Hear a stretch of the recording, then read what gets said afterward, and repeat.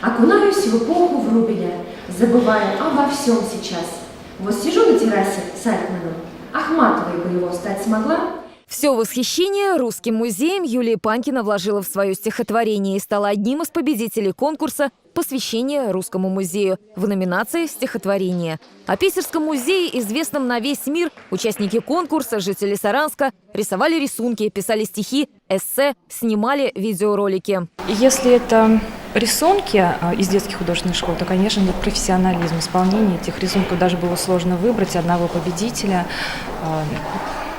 Если стихотворение, то это были очень проникновенные строки, как, например, у одной участницы, которая в своем стихотворении выразила всю любовь к городу Санкт-Петербургу. Подведение итогов конкурса «Посвящение Русскому музею» – это преддверие больших событий. В Саранске в музее Эрзи откроется многофункциональный культурно-выставочный центр Русского государственного музея. И это, по словам его представителя, станет вершиной сотрудничества двух музеев, которое началось еще в 60-е годы прошлого века. Тогда Русский музей передал музею в Саранске, он назывался «Галерея имени Сычкова», 171 работу Степана Дмитриевича Эрзи.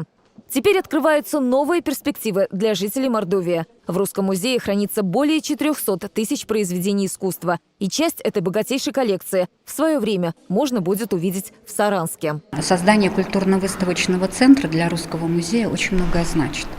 Потому что тем самым мы с вами можем объединить нашу страну, создать такое единое культурно-информационное пространство.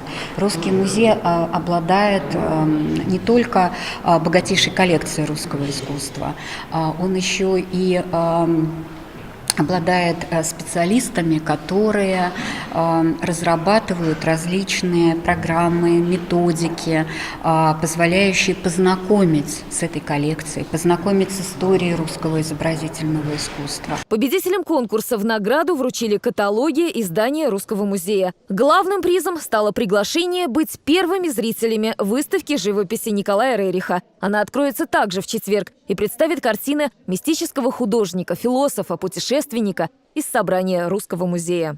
Татьяна Бебенова, Владимир Ильин. Наши новости.